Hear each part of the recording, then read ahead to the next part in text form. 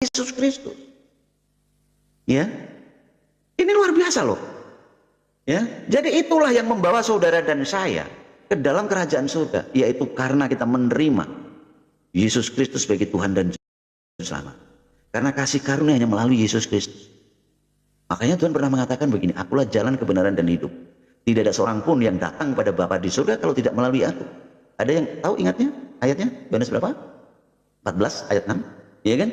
Nah, jadi saudara yang terkasih, kalau kita lanjut kisah Musa tadi, ya, siapa orang yang benar-benar memimpin orang-orang atau bangsa Israel ini masuk ke tanah perjanjian? Ada yang tahu siapa? Yosua. Ya, Yosua. Ya, terima kasih Bunda Paulina. Yohanes 14 ayat 6.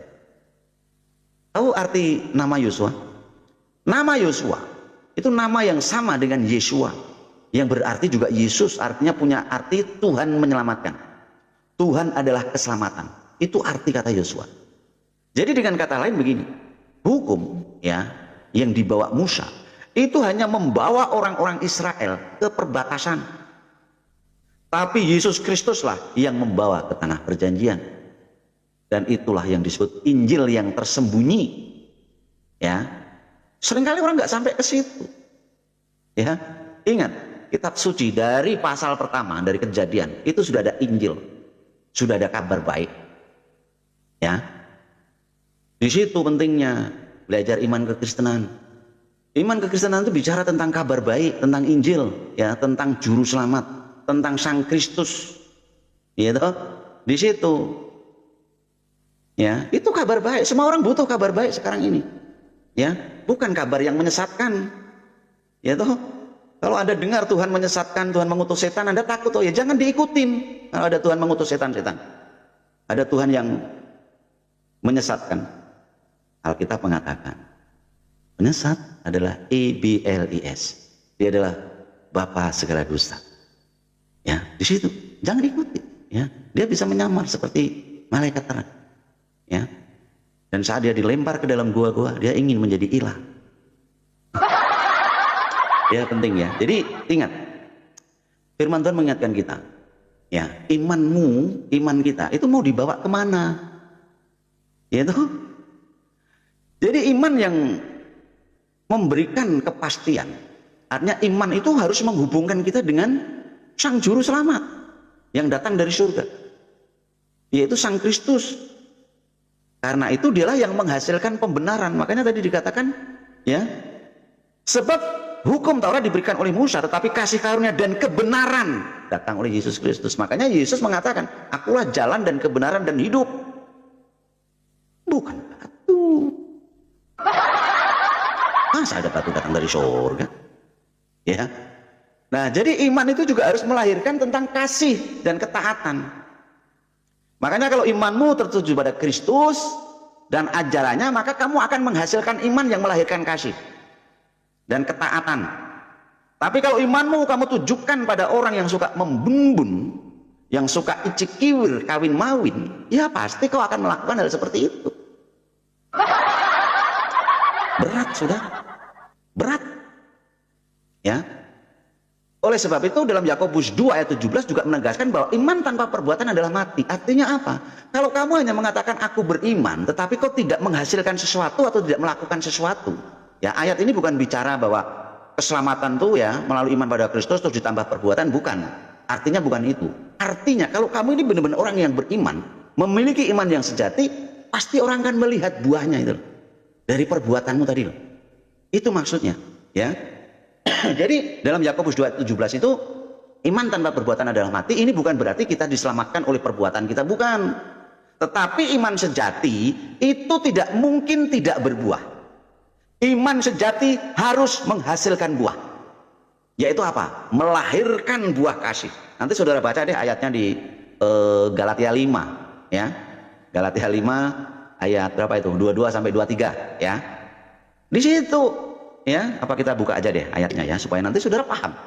Inilah buah roh. Ya, Galatia. Jangan terus daging terus, ya. Galatia 5, ya. Pelan-pelan aja saudara terkasih, ya. Jadi di dalam Galatia 5 ini kemerdekaan Kristen, ya.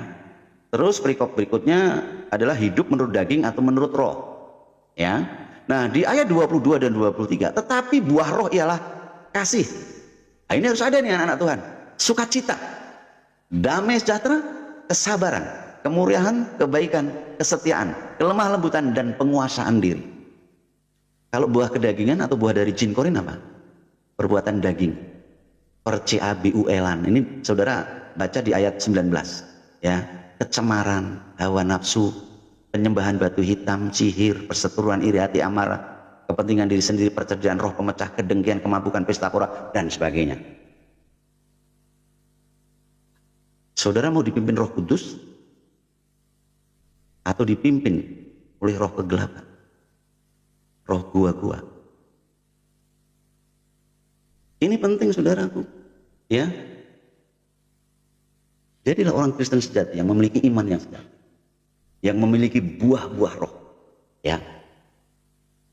Ini penting. Jadi iman sejati itu selalu disertai dengan buah ketaatan sebagai bukti kehidupan baru. Kalau Anda mengaku diri orang Kristen, Anda nggak taat dengan firman Tuhan, jangan-jangan Anda hanya Kristen KTP, ya, Kristen tanpa pertobatan. Ya, saya ingatkan ya buat Mas Karut ya, Anda jangan menghujat Roh Kudus ya. Anda tidak akan selamat dunia akhirat. Itu firman Tuhan mengatakan begitu. Anda boleh menulis apapun, tapi saat Anda menghujat Roh Kudus, dunia akhirat Anda nggak akan selamat. Karena Anda tidak akan pernah dipimpin oleh Roh Kudus kalau Anda sudah menghujat Roh Kudus. Roh Kudus adalah roh sang pencipta sendiri. Maka hidupmu akan dipimpin oleh roh SETAN atau roh IBLIS. Anda akan dibawa ke dalam alam maut. Ingat Alkitab mengatakan alam maut dan kerajaan maut bagian dari iblis. Wahyu 20. Di hari penghakiman akan dilempar ke dalam lautan api yang menyala. Ya. Di situ. Termasuk Dek Willy. Ya. Miriam beda dengan Maria. Miriam itu saudara Harun dan Musa. Melahirkan Isa di bawah pohon kurma. Yesus lahir di Bethlehem. Ya. Kalau Anda mengatakan Roh Kudus malaikat itu kan imanmu. Yaitu Jibril muncul sebagai lelaki yang sempurna terus meniupkan fajar, hanya Miriam. Beda. Ya. Itu. Ya, Roh Kudus itu roh Elohim sendiri. Ya. Penolong buat anak-anak Tuhan, orang percaya. Makanya bicara dalam iman kekristenan itu luar biasa. Ya. Seperti Dek Willy misalnya. Anda menghujat Roh Kudus, tidak apa-apa. Itu nanti urusanmu dengan Tuhan, bukan dengan saya. Makanya saya tuh pernah menyampaikan gini ya. Daripada Anda menghujat, menghina, coba kalian pribadi lepas pribadi, tantanglah Tuhan Yesus. Dalam keheningan. Misalnya Anda di pinggir pantai, di kamar, atau di tengah hutan, atau di tempat-tempat dimanapun Anda berada sendirian. Tantanglah Tuhan Yesus. Jangan menghujat, tantang. Ya, kalau Anda menghujat, Anda akan mati dalam kebinasaan. Tapi kalau Anda menantang, Tuhan akan menunjukkan kuasa, akan dipakai Tuhan. Ya, berani nggak kalian nantang secara pribadi? Yesus, kalau engkau Tuhan, ya kan, tunjukkan apa? Gitu. Kau akan melihat kuasa Tuhan. Ya, jadi daripada Anda menghina, daripada Anda menghujat, ya, itu tidak akan mengubah iman kami. Justru itu memperkuat iman kami. Ya, Anda menghujat, Anda akan mati. Anda nggak akan selamat. Ya, ya, Anda heran ya Hendra ya, heran. Ya, kami tidak pernah menjadikan manusia dijadikan Tuhan, enggak. Apakah kamu tuli? Ya saya nggak tahu. Iman kekristenan bicara Tuhan datang menjadi manusia, bukan manusia dijadikan Tuhan. Ya, kalau misalnya saya katakan Anda ya menyembah batu hitam kau anggap menghapus dosa, nanti Anda tersinggung. Pasti Anda punya alasan. Oh, itu kan hanya ini dan ini. Ya sama aja lo jengkang-jengking menghadap ke situ kok. Itu orang keluar habis puluhan juta supaya bisa mencium batu hitam supaya dosanya terhapus. Makanya saya nggak ingin lah membahas di sana ya. Jujur, kita kembali ke firman Tuhan. Jadi percayalah ya, dalam iman kekristenan, imanmu lah yang akan memberi kekuatan dalam penderitaan. Ya, jadi iman itu bukan hanya alat untuk diselamatkan, tetapi juga merupakan kekuatan untuk bertahan. Itu juga ada ayatnya ya. Nanti saudara baca itu dari Ibrani pasal 11 ya, itu satu pasal. Itu menunjukkan para saksi iman. Ya tadi udah saya singgung ya. Ibrani di pasal 11 itu bicara tentang saksi-saksi iman ya. Iman adalah dasar dari segala sesuatu yang kita harapkan dan bukti dari segala sesuatu yang tidak kita lihat. Ya, sebab oleh imanlah telah diberikan kesaksian pada nenek moyang kita. Karena iman kita mengerti bahwa alam semesta telah dijadikan oleh firman Allah atau firman Elohim. Sehingga apa yang kita lihat telah terjadi dari apa yang tidak dapat kita lihat dan seterusnya. Nanti saudara baca, ya, di situ Ibrani 11. Ini menunjukkan para saksi iman yang teguh, ya, walaupun dalam penderitaan. Jadi iman dalam iman kekristenan itu bukan sekedar pelarian dari realitas, bukan. Makanya di mana-mana, ya, anak-anak Tuhan itu sering ya dianiaya, sering di ini dan itu, dipersekusi. Pernah nggak anak-anak Tuhan itu hilang? Coba kita lihat dari sejarah kekristenan. Sejak kebangkitan Kristus dan kenaikan Sang Kristus, murid-murid ini sudah hidup tertekan, bayangkan. Dan bahkan para 12 rasul ini pun semua martir. Tetapi kenapa terus berkembang? Karena penjaga kita, penolong kita dari surga. Jadi kalau ada yang mengatakan kekristenan akan musnah, nggak bisa. Semakin ditindas, semakin bertambah. Itu iman kekristenan. Ya, hati-hati saat Anda melawan anak-anak Tuhan, menghujat Tuhan. Kami nggak perlu membela, Tuhan kami maha kuasa. Ya, apakah kalian tidak pernah berpikir tempat-tempat yang selalu mempersekusi anak-anak Tuhan, semuanya dilanda bencana besar? Ya memang sih sesuai kitab suci, dunia ini akan hancur. Ya, kita akan digantikan ya dengan langit baru dan bumi yang baru. Kedatangan Tuhan ini sudah dekat. Ya, kedatangan Tuhan sudah dekat. Hati-hati, ya. Jadi ini penting buat kita. Imanlah yang akan memampukan kita sebagai orang percaya, ya, bisa memandang yang melampaui kesulitan dunia, yang bisa memandang tentang penganiayaan, ya, di situ. Karena kita memiliki pengharapan kekal di dalam Kristus, itu ya dan amin.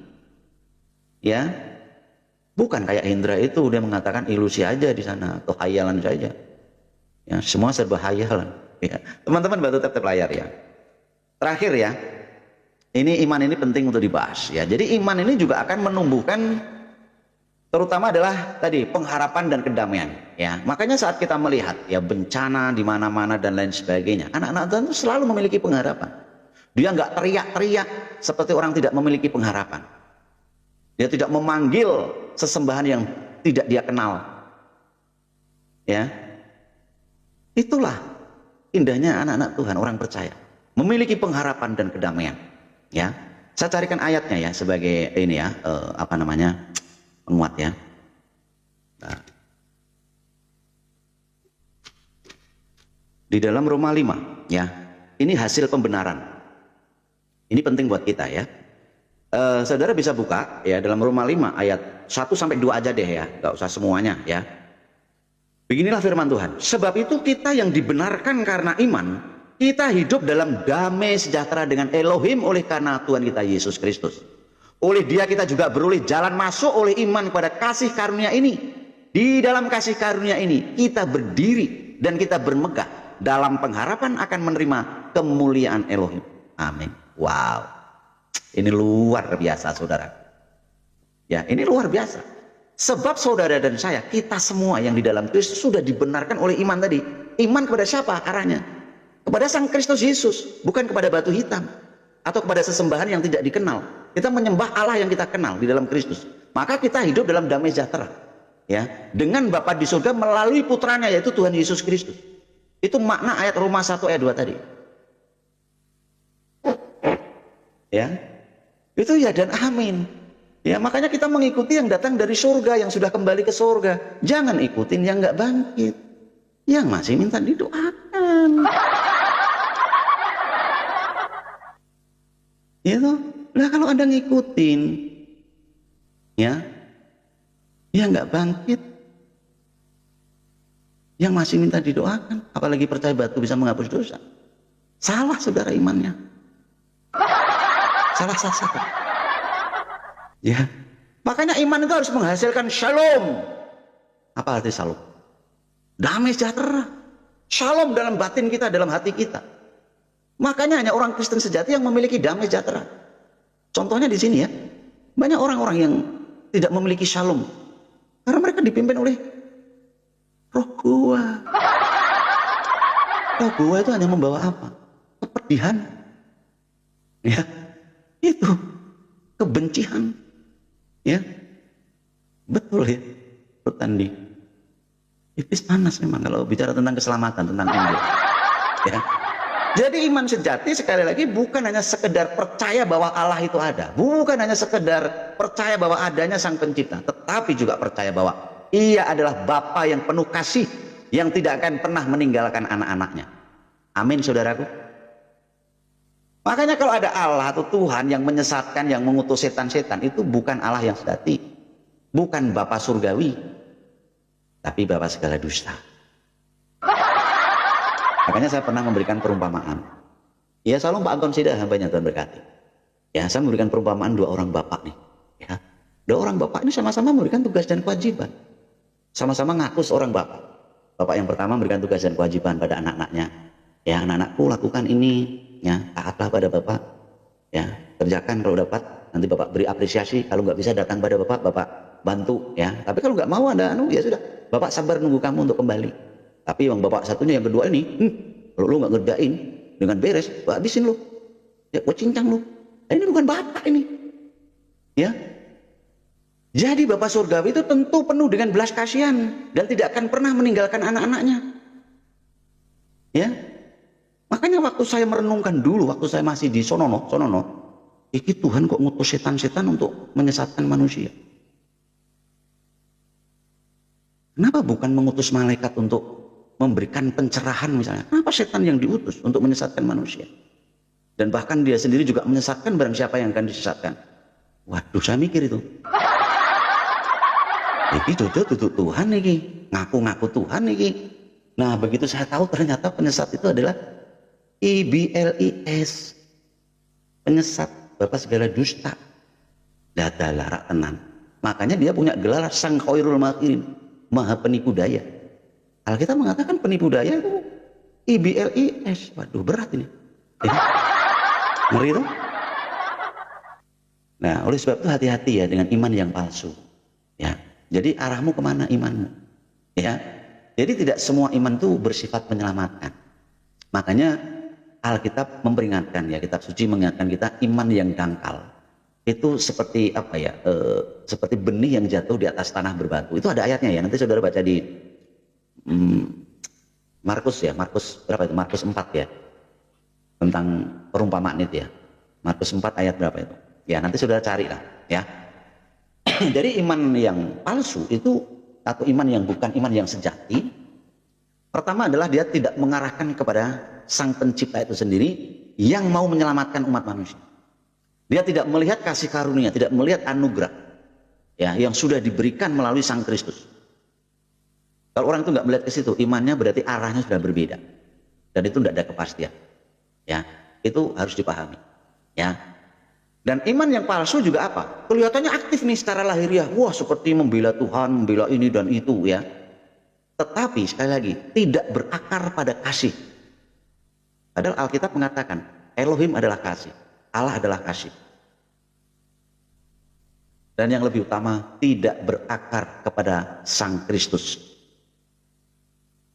Itu penting saudaraku. Kalau Anda berakarnya pada batu hitam misalnya, atau pada sebuah kotak kubus misalnya, ya di situ.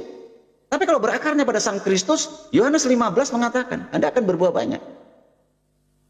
Itu ranting tidak bisa berbuah ya kalau dia tidak melekat pada pokok anggur. Di situ. Makanya banyak orang ya, ini saya tidak menghakimi, tetapi ini fakta di lapangan, banyak orang sepertinya beriman ya. Tapi iman mereka lahir dari emosi, dari pikirannya sendiri, ya, di situ. Hati-hati. Makanya dosa yang paling bahaya yang tidak kelihatan. Satu adalah dosa kesombongan. Ya, semalam kami bahas di persekutuan doa keluarga di tempat kami. Sombong sejati ya, sombong yang paling, orang yang paling sombong itu adalah orang yang sombong yang tidak menyadari kesombongannya. Itu akan mudah jatuh. Iblis jatuh karena kesombongan. Ya, itu berbahaya. Ya. Dan dia selalu mengandalkan tentang pengetahuannya, bukan memakai hikmat Tuhan. Sehingga dia mudah menghakimi, mudah mengeluarkan kata-kata kutuk, kata-kata kotor. Masa firman Tuhan mengingatkan, janganlah kau keluar dari mulutmu ya hal yang baik dengan hal yang jangan. Kalau kau sudah bicara firman Tuhan, jangan pernah keluar kata-kata kotor. Ya apalagi menghina sesama manusia dengan mengatakan manusia seperti kebun binatang. Nggak boleh, manusia itu diciptakan memiliki citra segambar dan serupa. Saat kau ada menghina manusia, ya dengan mengatakan ini dan itu, sama saudara itu menghina Sang Pencipta. Hati-hati, ini saya hanya mengingatkan. Saya nggak sindir si A, si B, si C, enggak ya. Di situ, ya. Paham sampai di sini, ya. Terima kasih Mirsa Gibran Ar-Rasyid, ya. Betul sekali. Hasilnya, ya, orang kalau yang diutus tuh setan dari gua, ya. Ya jadinya kayak setan, betul itu. Ya. Firman Tuhan sudah mengingatkan, ya, kita harus waspada. Firman Tuhan mengajarkan kasihlah musuhmu, ya. Doalah bagi mereka. Makanya firman Tuhan, ya, hukum kasih, hukum yang utama dan terutama. Ya, bicara tentang kasihlah sama manusia seperti dirimu sendiri. Tapi ajaran setan atau iblis, menggal mereka, bunuh mereka. Nah itu, ya kan? Dan menyebut nama Tuhannya untuk membela agamanya. Sadar nggak sampai di situ? Gitu? Alkitab mengatakan pembunuh sejak semula adalah iblis dan pendusta sejak semula. Hati-hati, ya kan? Di situ, ya. Makanya banyak orang beriman katanya memiliki iman, tapi imannya kemana arahnya? Kepada Tuhan Sang Pencipta yang memperkenalkan dirinya, yang hadir ke dunia, yang memberi kasih karunia, atau iman kepada sebuah benda mati yang tidak mendatangkan mudarat. Dan begitu. Tapi dipercaya bisa menghapus dosa. Hayalan saya. Jadi iman sejati selalu bisa bertahan karena apa? Ditopang oleh kekuatan yang dahsyat, yaitu oleh Roh Kudus. Ya, itu iman kekristenan sejati. Tapi iman yang palsu apa? Akan layu. Ya, ketika ujian datang, ketika penganiayaan datang dan lain sebagainya, ketika diiming-imingin uang, ketika diiming-imingin perempuan atau laki-laki, dia bisa meninggalkan imannya karena itu iman yang palsu. Makanya Kristen sejati memiliki iman yang sejati. Itu seperti 5 gadis bijaksana. Bukan seperti 5 gadis bodoh. Ya kan? Penting. Ya. Biarlah kita mau pribadi lepas pribadi dipimpin oleh Roh Kudus. Sehingga kita melakukan segala sesuatu bukan hanya baik, tetapi juga benar dan berkenan di mata Tuhan. Kalau bicara kebaikan, dunia yang tidak mengenal Tuhan pun bisa berlaku baik. Orang ateis contohnya. Ya, di Amerika, di mana-mana. Mereka lebih baik dengan orang-orang yang mengaku beragama. Iya kan? Di situ. Tetapi kekristenan lebih dari itu. Bukan hanya baik, tapi juga benar dan berkenan di mata Tuhan. Itu standarnya. Ya. Makanya disebut iman dan pengudusan. Iman tidak akan pernah berjalan tanpa pengudusan. Artinya begini. Jadi iman juga menjadi dasar bagi pengudusan. Artinya begini. Iman itu selalu memandang kepada Kristus, yaitu tadi awal, bukan hanya sebagai penebus dosa, bukan, tetapi juga sebagai apa? Teladan dan sumber kehidupan. Makanya iman sejati itu akan selalu melihat kemuliaan Kristus. Makanya kita disebut Kristen atau Kristianos. Itu artinya murid dan pengikut Kristus yang memiliki relasi, yang memiliki hubungan. Sehingga kita itu belajar. Sebagai murid belajar pada sang guru sejati, apa yang diajarkan oleh sang guru. Nah kalau Anda mengaku sebagai Kristianos, ya, sebagai murid dan pengikut Kristus, tapi nggak pernah mau belajar, nggak pernah mau mengerjakan soal-soal yang Tuhan berikan. Jangan-jangan Anda hanya sekedar pengikut. Ya, seperti berapa ribu orang yang mengikuti Tuhan, tapi hanya berapa yang menjadi murid. Karena semua mereka hanya mengikut untuk apa? Makan. Hati-hati, ya, hati-hati. Jadilah murid dan pengikut yang sejati. Ya. Nah itulah yang disebut iman yang sejati, yang selalu melihat kemuliaan Kristus, selalu melihat apa yang diajarkan oleh Sang Kristus. Memang kita semua sudah ditebus yang di dalam Kristus, ya, kita sudah diselamatkan. Tetapi buktinya kalau Anda itu benar-benar lahir baru, menjadi manusia baru, Anda dipimpin oleh Roh Kudus, akan menghasilkan buah, tadi sudah saya sampaikan. Jadi kita akan memiliki penglihatan yang bersifat kekal. Itulah yang akan mengubah kita sebagai orang percaya, ya. Ayat firman Tuhan mengatakan supaya menjadi serupa dengan Dia. Ya memang nggak bisa 100%, ya, jangan memaksakan diri. Setidaknya, ya, saat Anda melihat dosa, Anda akan jijik. Contoh, ya kan? Anda ini udah punya keluarga, ya. Terus mungkin Anda akan, ya mungkin dalam pergaulan atau dalam pekerjaan, wah sekretaris Anda atau teman kerja Anda lebih cantik nih. Saat Anda sudah punya pikiran seperti itu udah dosa loh, ada ayatnya loh. Ya, tidak harus melakukan hubungan. Nah itu Anda harus bertobat, ya kan? Anda harus bertobat di situ. Ya, paham sampai di sini? Jangan seperti mereka yang nggak mengenal Tuhan. Ya, semua dijadikan tempat bercocok tanam. Satu nggak cukup, dua nggak cukup, tiga lagi. Ya kan? Ya ini kayak Hindra nih, banyak pertanyaan sudah dijawab. Nebusnya bukan ke emak kamu, ke bapak kamu, atau ke iblis, enggak. Arti tebusan itu artinya kita itu sudah tidak lagi ya melakukan semua itu tadi, hukuman-hukuman tadi. Jangan terus kamu pikirkan seperti kamu ke pegadaian terus kamu menebus enggak seperti itu iman rohani. Ya, iman kerohanian kami kekristenan enggak seperti itu. Ya toh? Makanya kamu itu selalu memakai dalilnya itu kemanusiaan atau kedagingan. Misalnya bicara tentang anak. Ya, orang punya anak harus ya, atau anak itu harus dilahirkan melalui hubungan. Lah bagaimana dengan anak Semarang, anak Solo, anak Medan? Apakah anak Medan harus kawin-mawin dulu? Enggak. Kamu enggak paham tentang gelar, tentang apalagi bicara tentang rohani. Jauh. Ya. Dalilnya ngarang, kalau saya itu ngarang itu misalnya di hidungmu ya Hendra ya. Kalau enggak kau bersihin setan tidur di hidungmu, lah itu ngarang saya. Ya itu dongeng. Ya itu dongeng. Masa hidung jadi hotelnya setan? Atau misalnya singa bersin ya karena flu tarik ekornya keluar kucing, itu dongeng. Itu. Oke, kita lanjut sudah. Jadi iman itu harus selalu mengarah kepada kekudusan. Ya, di situ, ya. Tantang aja Yesus kalau kamu berani, Indra ya. Jangan kecewar-cewar di sini. Kau ambil waktu tempat sana, ya. Luar biasa nanti, ya. Setelah itu beri kesaksian. Jadi begini saudaraku, semakin kuat iman seseorang atau semakin kuat iman kita, maka akan semakin nyata ya buahnya ya atau keserupaannya dengan Kristus, yaitu melalui kehidupan kita sehari-hari. Mungkin dulu Anda suka menghujat, suka mengatakan kata-kata kotor dan lain sebagainya, itu akan lama-lama akan hilang. Dulu Anda sulit mengampuni, dulu Anda masih ada rasa iri, sekarang Anda nggak akan ada lagi. Anda akan mengampuni, akan mendoakan ya di situ. Saya jujur di sini ya, banyak vanity world.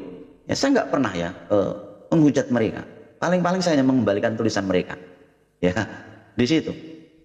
Saya nggak pernah menghujat. Ya, karena saya mengasihi satu jiwa itu sangat berharga di mata Tuhan. Saat ini mungkin dia ya kepanasan dan lain sebagainya. Karena ininya belum dipakai. Ya, belum ada pengetahuan tentang kebenaran firman Tuhan. Makanya kita terus beritakan Injil. Ya, di situ. Nah, tentu iman juga selalu berkaitan dengan apa? Kemuliaan. Ya, kemuliaan di sini bukan hanya kemuliaan di dunia, tetapi kemuliaan kekal. Karena apa? Akhir dari iman adalah penglihatan akan sang kekal. Di situ, saya carikan ayatnya. Itu di dalam 1 Petrus. Jadi kalau ada iman yang tidak percaya Tuhan itu bisa ini ya, atau Tuhan itu hanya saya nggak enak juga ya ngomongin yang jauh-jauh ya. Kita bicara iman Kristen aja. Dalam 1 Petrus 1 ya, nah ini udah ketemu ayatnya ya. Ayat 8 sampai 9. Sekalipun kamu belum pernah melihat dia, namun kamu mengasihinya. Kamu percaya kepada dia, sekalipun kamu sekarang tidak melihatnya. Kamu bergembira karena sukacita yang mulia dan yang tidak terkatakan. Karena kamu telah mencapai tujuan imanmu, yaitu keselamatan jiwamu. Amin. Ini kalau dibaca ayat seterusnya, keselamatan itulah yang diselidiki dan diteliti oleh nabi-nabi dan seterusnya. Nah, jadi kita yang sudah di dalam Kristus, ya, mungkin yang generasi sekarang saudara dan saya, ya, tidak pernah melihat Tuhan Yesus. Namun saat kita mengasihinya, kita percaya kepadanya, saudara dan saya memiliki damai sejahtera, memiliki sukacita, dan sukacita ini adalah mulia, dan itu tidak bisa dikatakan atau tidak terkatakan. Karena apa? Karena saudara dan saya mencapai tujuan iman itu tadi, yaitu apa? Keselamatan jiwa. Saya pernah menyampaikan, semua orang percaya, artinya orang-orang yang percaya adanya kehidupan kekal, semua ingin keselamatan jiwa. Tetapi mereka semua tidak atau belum menemukan dan bahkan tidak akan pernah menemukan. Ya, Bang Andri Honong, Tuhan berkati. Ini juga mau selesai ya sebenarnya ya. Udah jam 3 ya. Mungkin maksimal jam 4 ya. Lah ini penting. Tapi dalam iman kekristenan kan kita memiliki jaminan yang ya dan amin karena yang datang dari surga. Makanya tadi saya katakan semua agama, semua kepercayaan itu usaha manusia dari bumi, ya dari manusia dengan cara apapun, ritual apapun, ya hukum apapun supaya bisa mencapai surga. Tetapi iman kekristenan berbeda. Justru yang datang dari surga, ya, yang dari surga ini yang datang, yang menyelamatkan.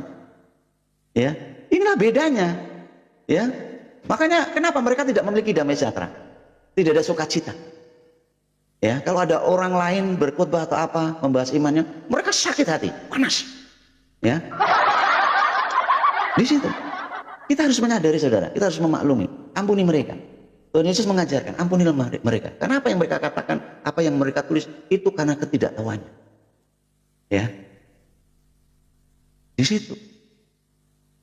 Saya pernah ya bertanya ya, teman-teman bantu tetep layar ya, supaya lebih kuat lagi. Ya, saya pernah bertanya begini, ada nggak sih orang Kristen yang saat ada agama lain atau kepercayaan lain lagi khotbah membahas tentang imannya, wah terus ngetik, ada nggak? Kayaknya nggak ada sih, nggak ada. Karena orang Kristen begitu melihat khotbah orang lain atau agama lain, dia pasti menghindari, ya, dia nggak akan terusin, ya, di situ, ya. Walaupun ya ada ya agama tertentu lah yang setiap khotbah selalu bahas tentang iman orang lain, ya biarin aja, kita nggak perlu bahas iman orang lain. Oh kita nggak mengimani, ya toh, itu, ya, di situ, ya. Nah jadi tentang keselamatan jiwa ini yang nomor satu saudaraku. Makanya kita memiliki sukacita, memiliki damai sejahtera. Karena apa? Kita memiliki juru selamat, ya. Jadi iman itu akan berakhir nanti dalam penglihatan. Harapan akan berakhir dalam kepemilikan. Dan kasih akan tetap tinggal selamanya. Pernah dengar ayat itu? Makanya dalam iman itu, ya dalam iman kekristenan itu ada iman, pengharapan, dan kasih. Dan kasih itulah yang kekal, yang tinggal selamanya. Kenapa? Karena apa yang kita imani, yang belum kita lihat, itu akan kita lihat, akan terjadi. Apa yang kita harapkan, itu akan kita miliki, akan terjadi. Makanya tinggal kasih. Itu makna iman, pengharapan, dan kasih. Ya, makanya ayat ini memberikan penjelasan. Sekalipun kamu tidak melihat dia, artinya saat kita ini sekarang ini, ya, kita memang tidak bisa melihat Tuhan Yesus langsung. Kita bisa melihat dari kitab suci, dari kesaksian para rasul, ya kan? Tapi saudara dan saya tetap mengasihinya. Kita tetap percaya kepadanya. Makanya kita tetap memiliki apa? Sukacita yang mulia, damai sejahtera. Itu maknanya, ya. Dan itu tidak bisa terkatakan, ya. Seperti Hendra ini, bisanya cuma pet dan lain sebagainya, kayak Biu. Tapi saya senang ya dengan Hendra ya. Dari awal sampai sekarang dia masih menyimak. Ini luar biasa loh. Ya, jarang-jarang loh. Ya, ya terima kasih Hendra ya. Kamu datang di sini. Makanya saya tidak akan pernah membuang siapapun ya. Biarlah firman Tuhan tetap membekas. Karena saya percaya ada satu ayat begini. Firman Tuhan itu tidak akan pernah jatuh sia-sia dan tidak akan pernah kembali sia-sia. Dan tadi sudah saya singgung, iman timbul dari penglihatan, ya dari pendengaran. Ya. Pendengaran akan firman Yesus Kristus, ya. Dan saya bersyukur ya, senang juga bisa menghibur Hendra. Ya, dia mengatakan saya lucu, karena dia di luar sini nggak ada yang lucu bagi dia, nggak ada yang membuat dia itu seneng, ya. Itu, ya toh, itu. Makanya dia selalu memframing ya, manusia menyembah manusia. Sudah berapa kali ini karena dia nggak nyambung ininya. Ya, kita menyembah Tuhan yang datang menjadi manusia. Makanya akan sangat aneh kalau ada manusia menundukkan diri pada batu hitam. Bahkan sampai dipeluk, dijilat, dicium. Lah itu lebih aneh lagi Indra. Ya toh? Ya, ngeri toh? Oke, kita lanjut ya. Jadi kiranya hidup oleh iman itulah yang akan membawa kita. Artinya ini sebagai kesimpulan ya. Udah berapa jam ini ya? Supaya nggak terlalu panjang. Besok kita lanjut lagi di tema berikutnya. Jadi iman itu adalah fondasi ya seluruh kehidupan kekristenan. Artinya begini, iman itu tadi sudah saya sampaikan adalah anugerah, sarana pembenaran, dan juga menjadi kekuatan saat kita menghadapi penganiayaan atau penderitaan. Dan itulah iman yang menuju kekudusan serta kemuliaan yang akan membawa kita menerima mahkota kehidupan. Jadi iman itu bukan hanya sekedar iman buta ya, tapi sebuah keyakinan yang teguh bahwa Tuhan itu setia menepati janjinya. Ya di dalam Kristus Yesus, bukan hayalan saja, bukan. Nah, oleh karena itu kita sebagai orang percaya dipanggil untuk terus bertumbuh di dalam iman. Makanya di dalam 2 Korintus ya, itu Rasul Paulus mengingatkan kita ya dalam 2 Korintus 5 ayat 7 ya, kalau nanti saudara baca, sebab hidup kami ini adalah hidup karena percaya bukan karena melihat. Ya. Di situ. Makanya Anda jangan berkecil hati. Ya. Di situ. Nah, jadi sebagai penutup saya ingin mengajak, iman bukan hanya sekedar konsep teologis. Tapi iman adalah kehidupan itu sendiri. Artinya kehidupan yang bersandar sepenuhnya kepada Sang Juru Selamat, kepada Sang Kristus, kepada Sang Mesias. Saat kita bersandar, kita digendong, kita digandeng, kita berjalan bersamanya. Ya, dan kita mengaminkan tentang janjinya. Makanya iman yang sejati akan selalu menghasilkan hubungan atau relasi dengan Tuhan. Dan iman yang sejati juga akan menghasilkan buah-buah roh. Amin, saudaraku. Kiranya setiap kita menyadari, ya, aku tahu kepada siapa aku percaya. 2 Timotius 1 ayat 12. Artinya, kemana imanmu kamu tujukan. Dan saudara dan saya tahu kepada siapa kita percaya, yaitu kepada Sang Kristus Yesus, Tuhan dan Juru Selamat kita. Kiranya Tuhan Yesus berkati. Kita ketemu di program berikutnya, ya. Besok kita akan bahas lagi. Sebenarnya ini bicara tentang salib ini sudah saya bahas berapa kali ya, tetapi masih ada yang minta dibahas lagi. Apa sih manfaat salib? Apa sih kegunaan salib, ya kan? Jadi Leli dong. Jadi saya nggak bisa memberikan jamnya karena saya pagi ada tugas ya. Biasanya ya antara jam 10. Kalau jam 10 nggak bisa, ya sore setelah saya pulang ya di situ. Ya, makanya ini saya masih bergumul ya. Tahun kemarin saya sempat vakum juga karena saya lagi merintis gereja dan saya banyak pelayanan ya di lapangan ya, melayani ini ya di kampung pemulung ya, dan juga lagi merintis gereja. Terus ya gerejanya belum jadi kami masih ibadah di rumah ya. Kebetulan ada jadi ada jemaat yang punya anak dan anaknya ini tinggal di Jakarta. Nah, rumahnya ini nganggur ya, karena anaknya udah sukses. Nah, anaknya itu pesen, boleh kok dipakai ya rumahnya untuk ibadah ya, sampai nanti kalau Tuhan memberkati punya gedung gereja, kalau belum ya pakai aja kan gitu, yang penting dirawat ya. Jadi kami masih ibadah di rumah dan kami dalam perintisan, jadi sudah ada sekitar 26 yang jemaat yang sudah bergereja dan lainnya masih belum bergereja walaupun sebagian sudah dibaptis, karena juga lingkungan dan tempat. Nah, oleh sebab itu saya mohon ya dukungan doanya ya, kiranya Tuhan memberkati. Anda bisa lihat di VT saya ya. Jadi itu real pelayanan saya. Yang penting itu tadi ya, bagaimana kita memberitakan Injil ya. Dan ada yang tadi sempat bertanya ya di grup ya, di grup Kemah Murdadi. Saya memang tidak pernah ya minta sumbangan atau donasi ya, baik di channel YouTube saya maupun di TikTok ya. Karena bagi saya begini, saat kita melayani Tuhan, saat kita sudah dipanggil, Tuhan akan menyiapkan ya. Itu makanya saya bangun gereja ini hampir setahun belum jadi ya. Jadi saya tetap pelan-pelan sesuai dengan tuntunan Tuhan ya. Seberapun saya punya berkat ya, misalnya kayak Natal kemarin ya, Desember saya menghadiri atau diundang jadi ini ya untuk mengisi firman. Jadi sebagian persembahan kasih bisa untuk beli ini atau untuk meneruskan pembangunan dan lain sebagainya ya.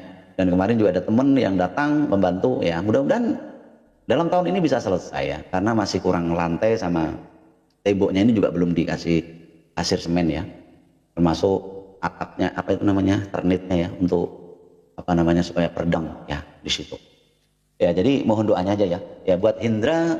Kalau kau mengatakan saya bohong, ajaran kami tidak pernah mengajarkan bohong ya. Jadi jangan suka memfitnah orang, ajaranmu lah ya. Saya tuh sebenarnya udah memberi kamu kesempatan baik loh ya Hendra, tetapi jujur saya katakan, sebenarnya apa yang kamu tulis Indra itu hanya mempermalukan dirimu sendiri dan imanmu.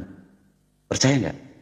Sampai teman-temanmu aja nggak berani menegur kamu karena malu. Ini temanmu udah banyak yang keluar loh, tinggal kamu aja ya. Jadi gimana sih ya kamu ini, apakah kamu ini tidak memiliki ini? Setidaknya kalau kamu tidak percaya atau beda iman, tidak perlu kamu menghujat, menghina, memfitnah ya. Apakah orang tuamu ya, nggak usah bicara tentang agamamu lah. Apakah orang tuamu tidak pernah mengajarkan kamu, mendidik kamu? Ya, itu. Untuk memiliki sopan santun, subosito, toto kromo, apalagi bicara tentang toleransi. Ya, pernah nggak kamu berpikir bahwa orang yang intoleran itu ajaran IBLIS? Kita orang Indonesia. Coba, kamu renungkan sendiri nanti sampai di rumah. Mempermalukan dirimu sendiri nggak? Mempermalukan orang tuamu nggak? Kalau orang tuamu tahu punya anak seperti kamu, yang intoleran. Ya, kalau saya ngaku-ngaku dari sana, saya memang dari sana. Ya toh? Untuk apa saya bohong? Ya toh? Terus misalnya kamu mau tahu tentang siapa saya, ya. Terus apa yang akan kamu lakukan? Pertanyaan saya. Saya bisa buktikan mantan mertua saya itu kiai haji. Ya toh? Tapi untuk apa saya membahas kesaksian itu lagi? Ya toh? Ngapain Al-Fatihah? Lebih daripada itu saya bisa, Indra. Astagfirullah. Gitu, saya ayat-ayat di sana masih hafal. Nanti kalau saya bacakan, wih, lafaznya nggak bener tuh. Ya kan, misalnya bicara ihdinas siratal mustaqim, nanti dikira menghina. Itu. Jadi kalau kamu masih mau hidup di sini, jangan coba-coba, ya. Jangan coba-coba. Hati-hati, ya. Kau nggak akan bisa komentar lagi nanti kalau kamu nggak bisa ini, ya. Saya masih kasih kamu ya kesempatan, ya. Berapa kali ya? Makanya kau lihatlah, ya. Saya udah bilang ya, orang seperti ini, ya, mengatakan belepotan lah, bohong lah, apalah. Saya buang sudah. Ya. Oke teman-teman, saya itu sebenarnya sangat sabar ya dengan mereka ya. Tapi kalau mereka sudah memframing, memfitnah, benar-benar ya. Tadi dia sudah menghujat Roh Kudus juga. Ya, itu, dan dia berusaha mencobain, ya, karena dia pikir kalau saya membaca kitab-kitab suci mereka, ya saya terjebak di situ, ya. Saya udah hafal trik-trik penyesat iblis, ya, di situ, ya. Kok mencobai saya? Nanti kalau saya baca ayat-ayat ini, nanti dikira saya menghujat, menghina. Nanti kamu akan mengatakan lagi, wah tajwidnya nggak pas, nadanya nggak begitu. Ada aja model kayak kamu itu, ya kan? Udah saya bilang Indra, ya, aku dari awal, udah sebenarnya udah memberi kau kesempatan. Tetapi hanya kamu saja yang dari tadi membuat framing, ya, itu, ya. Oke, kiranya Tuhan Yesus berkati, ya, biarlah kita sebagai anak-anak Tuhan, sebagai orang percaya, ya, terus kita memiliki kehidupan yang bersandar sepenuhnya pada Sang Kristus, pada Tuhan kita, ya. Kitanya supaya pribadi lepas pribadi lah, ya, saudara dan saya, kita semua tetap dalam, ya, perlindungan Tuhan, dalam penyertaan Tuhan, dan memiliki hikmat, ya, biarlah Roh Kudus yang memimpin hidup kita dalam kekudusan, karena kita semua tentu, ya, menantikan penggenapan janji Tuhan. Oleh sebab itu kita jangan hidup seperti mereka yang tidak mengenal Tuhan. Ya, terima kasih buat Pak Sabarno, ya. Ya, sebenarnya sekali lagi saya tuh sangat memperhatikan mereka atau sangat mengasihi mereka, ya, karena Injil memang harus diberitakan. Tetapi kalau saya udah ingatkan, ya, jangan memframing, jangan memaksakan dan lain sebagainya. Memang terus apa yang akan kamu berikan atau kamu lakukan saat saya bisa itu, ya? Apakah saat saya misalnya menuruti kemauanmu terus kamu bisa membuka hatimu? Enggak, saya tahu, ya. Toh ujung-ujungnya nanti kamu tetap masih menghina, ya toh, paham toh? Di situ. Jadi kamu anak kemarin sore, ya, saya kalau mau sombong, ya, tapi Tuhan tidak mengajarkan itu, ya.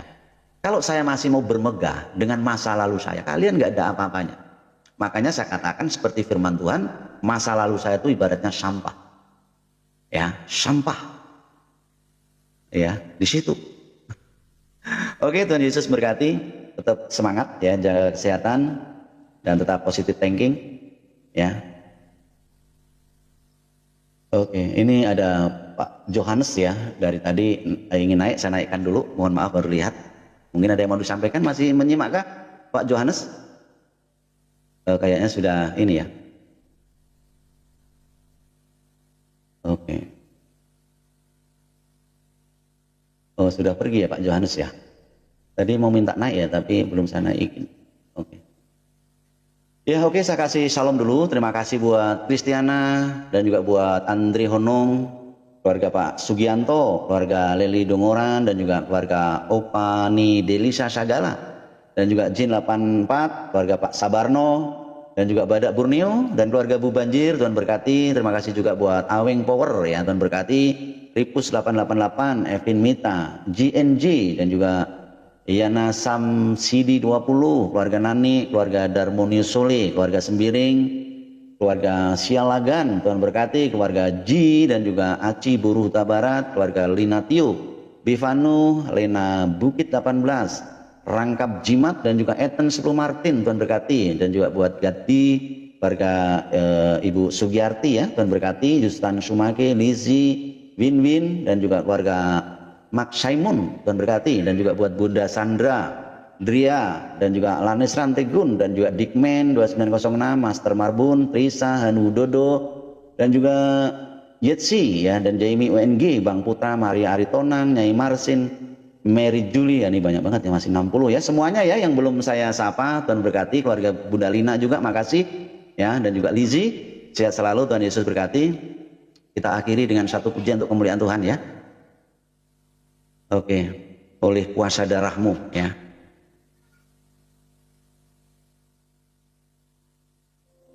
Oke, Tuhan berkati semuanya. Tuhan berkati, Shalom Aleihim buat Opi Ni Delisa Sagala. Oleh kuasa darahmu. Tuhan berkati, Shalom Maranatha.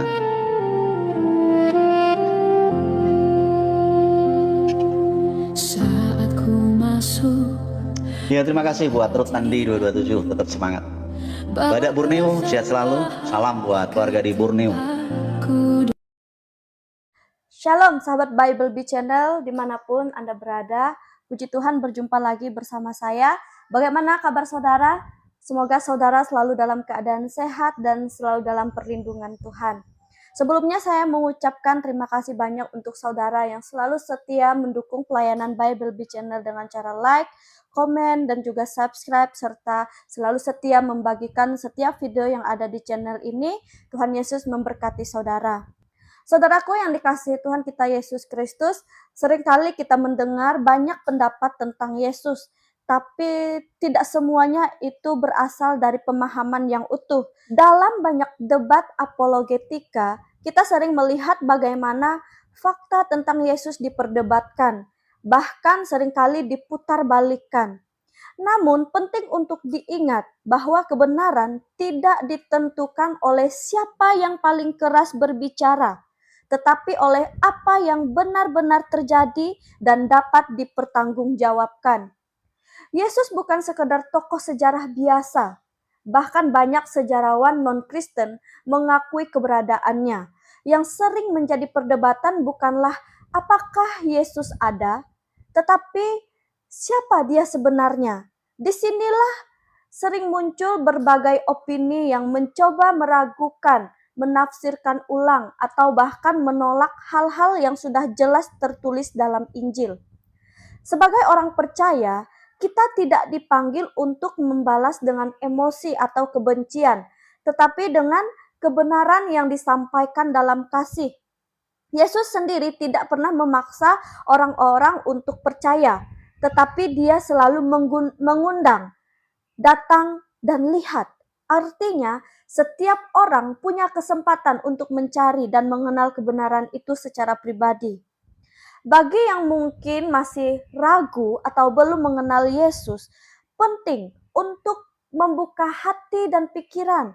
Jangan hanya menerima informasi dari satu sisi atau dari orang-orang yang memang sudah punya tujuan untuk menolak Yesus. Cobalah membaca langsung Injil, melihat bagaimana pribadi Yesus, ajarannya, dan kasihnya yang nyata.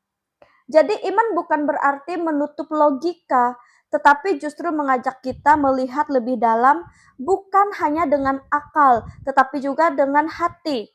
Banyak orang yang awalnya menolak, justru mereka berubah setelah benar-benar mencari dengan jujur, mencari dengan sungguh-sungguh, dengan hati yang tulus, dengan kerinduan yang dalam, dengan kehausan akan kebenaran.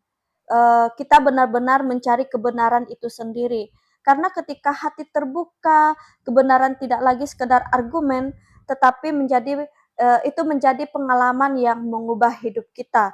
Kiranya ini boleh menjadi sesuatu yang membuka cara pandang kita untuk kita boleh melihat lebih dalam lagi tentang Yesus, bukan untuk kita perdebatkan, apalagi untuk kita pelintir di sana ke sana kemari. Jadi mari kita melihat kebenaran itu dengan kacamata Yesus, dengan hati yang terbuka, dengan kerinduan yang dalam, yang sungguh-sungguh ingin mengenal Yesus seperti itu. Jadi terima kasih untuk saudara yang sudah meluangkan waktu untuk menonton video di channel ini.